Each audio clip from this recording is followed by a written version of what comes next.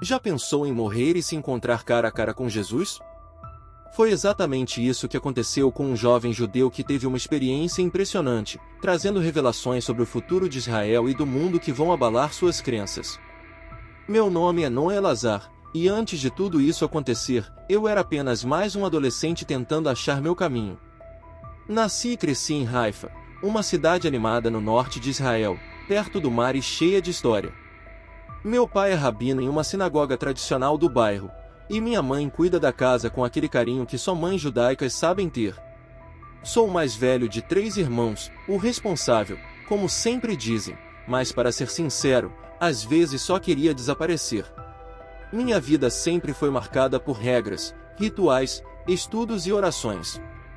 Desde pequeno, ouvi histórias sobre Abraão, Moisés e os profetas, mas lá no fundo, algo dentro de mim questionava em silêncio. Não era rebeldia, mas uma inquietação. Eu queria entender por que Deus parecia tão distante, mesmo quando eu fazia tudo certo. Sempre escondia essas dúvidas porque em casa não se falava sobre isso. Perguntar demais parecia falta de fé. Eu era um bom aluno, participava dos estudos da Torá, ajudava meu pai na sinagoga todo sábado e nunca faltava no jantar de Shabat.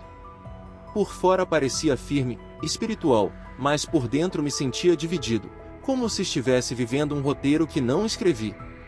Meus amigos me viam como o mais centrado do grupo, mas ninguém sabia que eu às vezes olhava para o céu à noite e sussurrava: "Onde o Senhor está de verdade?". Apesar das dúvidas, gostava de estar com o pessoal do grupo juvenil. Fazíamos caminhadas, acampamentos, estudávamos juntos, e entre risadas, eu me sentia mais leve, mais eu mesmo. Foi numa dessas trilhas que tudo mudou. Naquele dia que parecia comum, aconteceu algo que mudaria minha vida para sempre. Eu estava mais pensativo do que o normal, sonhando com água, luz e uma voz que me chamava. Meus pais acharam que era ansiedade por causa das provas, mas eu sentia que algo maior estava prestes a acontecer. Era 19 de outubro de 2022. Acordei cedo, mas com uma sensação estranha, como se o ar estivesse mais pesado, mais silencioso. Naquela tarde o grupo juvenil tinha combinado uma caminhada leve nas colinas da Judéia, perto de Modi'in, um lugar lindo com céu aberto e vistas que tiram o fôlego. Eu quase não fui, cansado e preocupado com os sonhos estranhos que me perseguiam. Mas decidi ir, achando que a caminhada com os amigos me faria bem, e fez por um tempo. O grupo ria, tirava fotos, repetia as mesmas piadas. Eu e meu amigo Avi conversávamos sobre uma aula na sinagoga, enquanto Fernanda, a líder do grupo, caminhava à frente, atenta a tudo.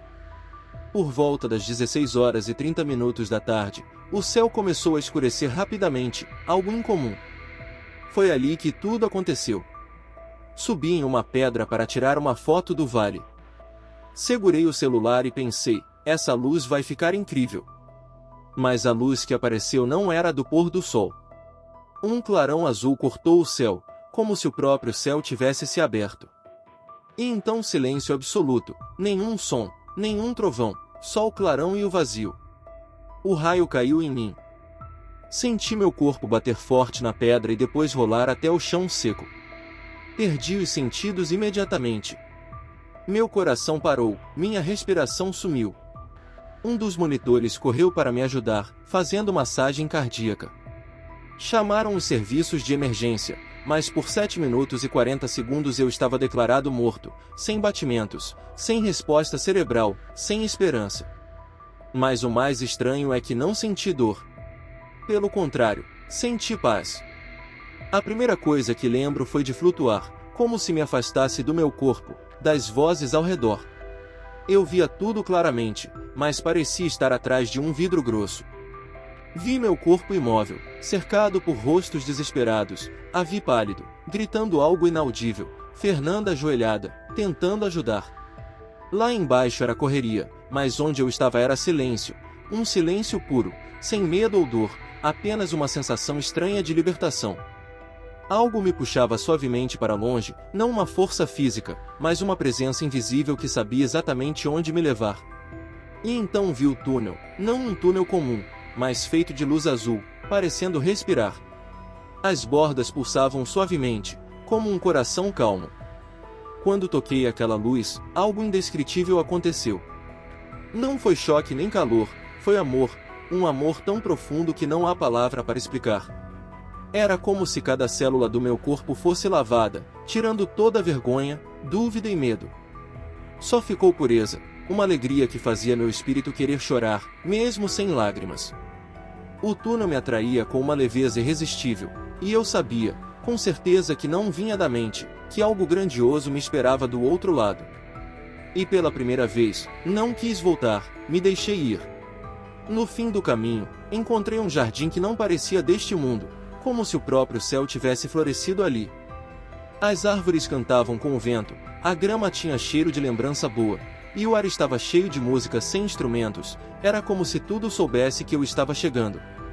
Ali perto de um riacho calmo, com água transparente correndo sobre pedras brilhantes, estava ele.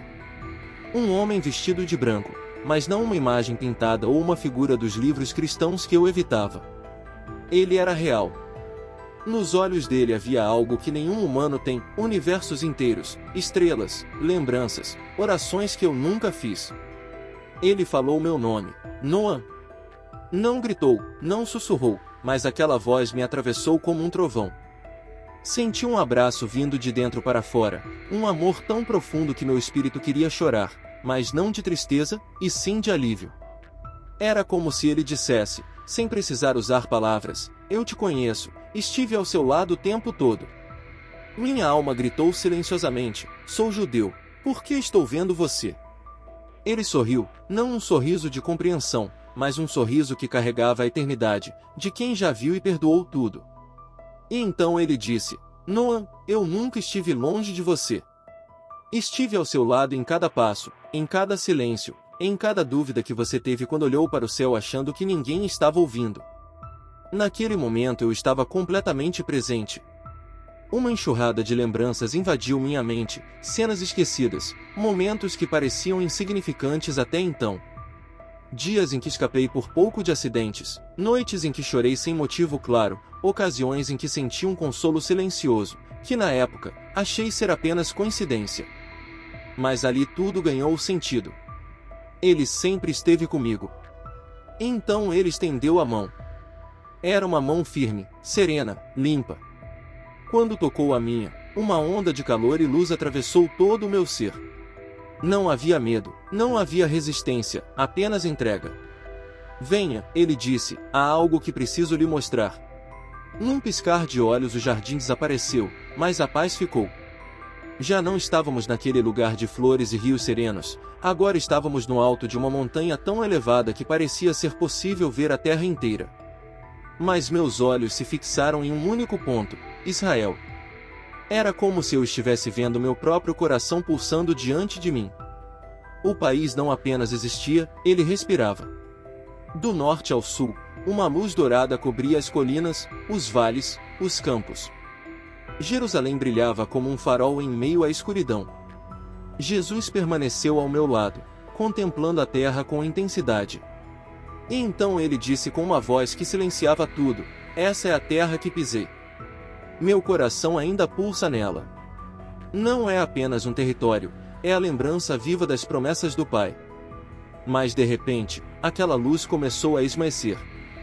Nuvens escuras surgiram sobre Jerusalém, pesadas e girando em silêncio como se anunciassem uma tempestade contida. No horizonte começaram a surgir exércitos, tanques, soldados, bandeiras que eu não reconhecia. Havia ódio nos rostos. As armas estavam voltadas para a cidade sagrada. Era como assistir a um cerco, mas não de livros de história, era agora. Pessoas corriam pelas ruas, gritando por abrigo. O medo era palpável. E o que mais doía era a sensação de abandono. Virei o rosto e vi líderes de outras nações observando de longe, impassíveis, como se fosse apenas mais uma manchete. Muitos que haviam prometido proteção agora se calavam. Jesus então falou, olhando fixamente para a cena, um tempo difícil virá sobre essa terra. Aqueles que hoje se dizem aliados se afastarão. Muitos assistirão ao sofrimento do meu povo em silêncio. Sua voz não tinha desespero, mas trazia uma dor profunda, a dor de quem ama e já viu isso acontecer antes. No entanto, havia também uma chama nos seus olhos. Mesmo em meio à sombra, havia esperança, como se a escuridão não tivesse a última palavra. Eu sentia o peso do que via, mesmo sem compreender tudo. Aquilo não era apenas uma visão, era o futuro. E de alguma forma, eu estava sendo autorizado a ver antes que acontecesse. A cena então se desfez, e o tempo avançou. Agora eu me encontrava dentro de uma sala grande, fria, silenciosa. No centro uma mesa oval de madeira escura. Ao redor dela, homens e mulheres poderosos, alguns rostos conhecidos, outros não, mas todos carregados de autoridade. Sentado à cabeceira da mesa, com os cotovelos apoiados e a cabeça baixa, estava um homem. Nem velho, nem jovem. Seus olhos fundos, as mãos trêmulas e a expressão exausta diziam muito. Parecia carregar o peso do mundo nos ombros. Eu soube, sem que ninguém dissesse, esse homem será o futuro primeiro-ministro de Israel. Jesus então murmurou ao meu lado, ele ainda não assumiu, mas enfrentará uma decisão que marcará o destino da terra. Todos ao redor dele falavam, mostravam papéis, mapas, pressionavam com propostas e tratados de paz. No centro de tudo, uma questão: dividir a terra, dividir Jerusalém. Redesenhar fronteiras consideradas sagradas. Se quiser paz, assine, diziam. O homem tremia, não por medo comum, mas por um conflito interno profundo. Ele queria fazer o certo, mas estava isolado em meio a conselhos manipuladores. E então Jesus olhou para mim com seriedade e declarou: eles dirão que a paz está nesse papel. Mas não há paz em dividir o que eu tornei inteiro. Essas palavras me atingiram como uma lâmina invisível. Eu compreendi, sem precisar de explicações, aquele acordo não traria harmonia, mas juízo. Era uma armadilha com aparência de solução. Quis perguntar o que aconteceria se o homem assinasse, mas não consegui. Minha voz travou, meu espírito se abalou. Jesus me olhou com ternura e disse: não tema. No tempo certo, meu espírito falará com clareza àqueles que ainda escutam. E os que não ouvirem, sentirão as consequências como ondas. Mas lembre-se, eu continuo no controle. Sempre estive. A sala se dissolveu, e tudo mudou mais uma vez. Foi como atravessar um véu entre continentes. Num instante eu estava nos Estados Unidos, mas não o país das séries, da tecnologia ou das festas. Era uma nação ferida, rachada por dentro. As ruas estavam tomadas por vozes em conflito. Pessoas gritavam umas com as outras, levantando cartazes, celulares, bandeiras, mas ninguém se ouvia. A bandeira americana tremulava no meio da confusão, desbotada, rasgada nas bordas, como se já tivesse aguentado mais do que podia. E no meio daquele caos, havia um homem em pé. Não estava em um palanque, nem cercado de luxo. Apenas de pé, firme, com os olhos cansados e o rosto determinado. Era alguém conhecido, não um salvador, mas uma figura que dividia opiniões. Alguns o amavam, outros o odiavam. Mas ali ele não se movia. Olhei para Jesus. Meu coração apertado, hesitei. Mas antes que eu perguntasse, ele respondeu: este homem foi separado para este tempo. Algo dentro de mim se revoltou. Pensei, mas ele é imperfeito, fala com dureza. Como pode ter sido escolhido? Jesus continuou olhando para a cena, e respondeu com compaixão e verdade incontestável: eu não escolho como os homens escolhem. Eles olham o exterior. Eu vejo o coração. E quando o mundo se voltar contra Israel, ele não se dobrará. Naquele instante compreendi: a escolha de Deus não segue a lógica humana. Não depende de carisma ou perfeição, mas de propósito. Jesus completou: ele não será exaltado por mim, nem é o Salvador. Mas será um muro de contenção onde muitos se calarão. E será necessário. Essas palavras me marcaram.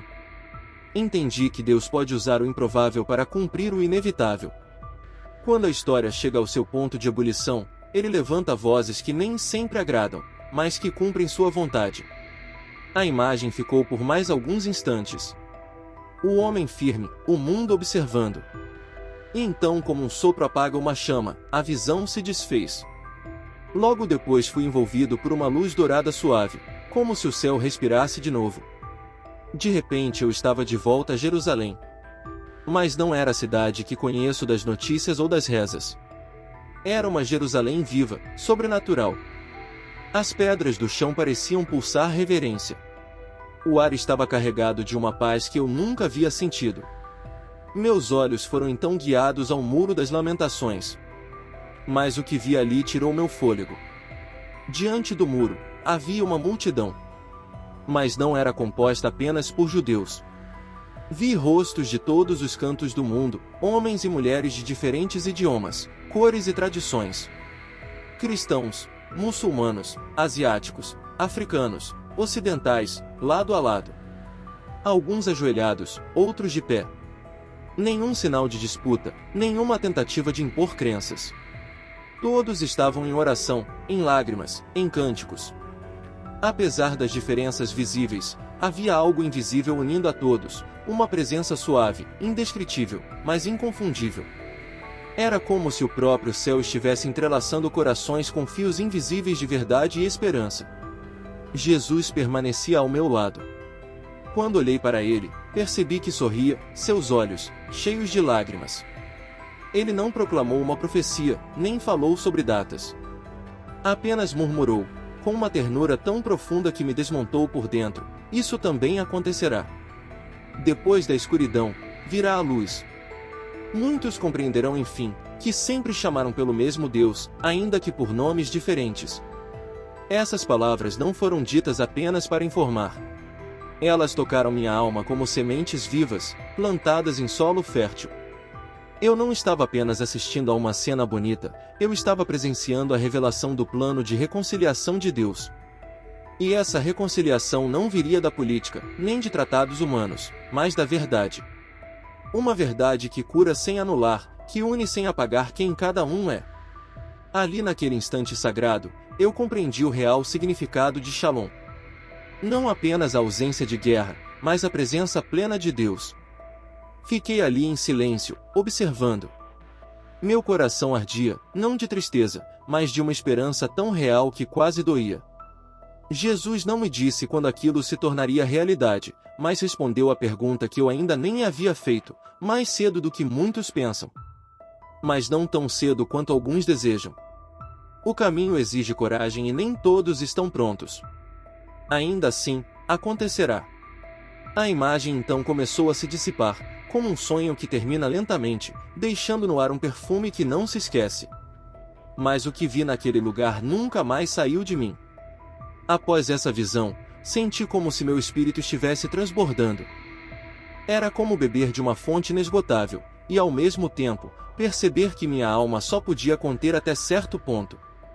E foi nesse instante, de reverência silenciosa, que Jesus voltou o olhar para mim. Ele não precisou dizer nada, eu compreendi. O tempo estava acabando. Seu olhar misturava autoridade e ternura. Era o olhar de um rei, mas também de um pai. Com firmeza ele falou: "Você precisa voltar, Noam." Meu coração afundou. Parte de mim queria permanecer ali. Era como ter encontrado um lar que eu não sabia que existia, e agora não queria mais deixar. A paz daquele lugar era tão intensa, tão acolhedora, que pensar em retornar à terra parecia um retrocesso. Antes que eu protestasse, Jesus estendeu a mão e tocou meu peito. Foi como se o universo inteiro se concentrasse naquele gesto. "Você foi escolhido para contar o que viu", disse ele. "Sua família precisa da sua voz. Israel precisa da sua verdade. E o tempo é curto." Senti minha alma estremecer. E então, com uma voz que nunca mais esquecerei, ele completou: "Diga a eles que eu estou voltando." Mas desta vez, não como um bebê, e sim como rei. Essas palavras ecoaram dentro de mim como um trovão suave, não provocaram medo, mas uma urgência inegável. Era como se toda a história da humanidade estivesse se encaminhando para esse ponto, e de algum modo, eu fazia parte disso. Em seguida minha mente foi tomada por flashes, rostos que eu ainda conheceria, lugares onde falaria, portas que se abririam e outras que se fechariam. E Jesus falou pela última vez: "Quando você voltar, haverá dúvidas, haverá resistência. Alguns não acreditarão, mas você terá a marca, e terá a paz. Eu estarei com você até o fim. Então tudo se apagou. Não em escuridão, mas numa luz tão intensa que parecia a própria eternidade virando uma página. Quando abri os olhos, a dor me atingiu como uma explosão. Eu estava deitado numa maca, cercado por gritos, sirenes, vozes distantes. A primeira coisa que fiz foi tentar respirar, como quem volta à superfície depois de muito tempo submerso. Alguém segurava minha mão, era Fernanda. O alívio em seus olhos misturava desespero com alegria. Meu peito queimava, e então percebi, havia uma marca ali. Uma linha funda, como um raio desenhado no centro do meu tórax. Os médicos disseram que era impossível eu ter sobrevivido. Que meu coração havia parado por mais de 7 minutos. Que eu deveria ter sequelas, mas eu não tinha. Eu estava diferente, totalmente diferente. Nos dias que se seguiram, tudo parecia fora de lugar. Meu corpo estava vivo, mas nada mais em mim era igual. Minha forma de falar, meu olhar, minha percepção do mundo, tudo havia mudado. E o que eu tinha vivido não cabia em palavras comuns. Minha mãe chorava de gratidão, sem entender ao certo o que acontecerá. Meu pai, por outro lado, reagiu com frieza. Quando contei sobre o túnel, o jardim e o homem de branco, e disse que era Jesus, ele permaneceu em silêncio por longos segundos. Até que respondeu, com expressão séria: "Isso não pode ser de Deus. Você precisa esquecer." Mas eu não podia esquecer. Tentei, juro que tentei guardar tudo só para mim. Mas era como carregar um incêndio dentro do peito. Quanto mais eu me calava, mais queimava. Quando finalmente comecei a compartilhar meu testemunho, na escola, em pequenos grupos, em vídeos simples, a reação foi imediata e dividida. Alguns se aproximavam com os olhos cheios d'água e diziam: "Sempre senti que havia algo além." Outros, inclusive colegas judeus, me chamavam de louco, traidor, herege. Muitos me ignoraram. Vi amizades evaporarem, vi sorrisos sumirem quando eu entrava em uma sala. O respeito virou silêncio desconfortável. Mas conheci também pessoas que jamais teria encontrado. Cristãos que me olhavam com lágrimas nos olhos. Gente simples, estranhos, que diziam ter orado por alguém como eu, mesmo sem saber que eu existia. Gente que dizia: "Enquanto você falava, eu senti Deus." Foi assim que compreendi: a rejeição era parte do caminho. Jesus havia me avisado. Alguns não acreditarão, mas você terá a paz. E eu estarei com você. Hoje, cada vez que olho para a cicatriz no meu peito, aquela árvore desenhada pelo raio, eu lembro: não estou aqui por acaso. Fui tirado da morte com um propósito. Mesmo que o mundo duvide, eu vi, eu ouvi. Eu toquei aquele que é. E agora eu preciso dizer isso. Se você chegou até aqui, entenda, não foi por acaso. Eu não sou pastor, não sou profeta, não sou especial. Sou só um jovem que morreu, viu Jesus, e voltou para contar. E mesmo que sua razão rejeite tudo isso, mesmo que sua fé esteja fraca, eu preciso que você escute com atenção. Ele é real, Jesus é real. Ele não é uma ideia ocidental, não é apenas um símbolo, não foi inventado. Ele vive. Ele é o Filho do Deus eterno. E ele está voltando. Mas desta vez, não virá como um recém-nascido numa manjedoura. Virá como rei, com glória, com justiça, com olhos que veem através de toda a mentira. E com amor, por aqueles que, mesmo em silêncio, sempre o buscaram. Você pode não acreditar agora. Mas um dia essas palavras voltarão à sua mente. Talvez numa madrugada solitária, quando você se perguntar: "Deus, o Senhor está aí mesmo?" Eu estou aqui para te responder: sim, Ele está. E Ele conhece o seu nome. Se algo em tudo isso mexeu com você, mesmo que você não saiba explicar o motivo, não ignore. Fale com Ele agora, onde você estiver. Você não precisa de palavras bonitas, só de sinceridade. Porque Ele vê o coração. E se você esperava um sinal, este é o seu. Eu morri e voltei, mas não voltei só com uma história. Voltei com uma missão, e agora ela foi cumprida. Muito obrigada por assistir até aqui. Não se esqueça de se inscrever no canal e ativar as notificações para não perder nenhum testemunho. Nos vemos no próximo vídeo.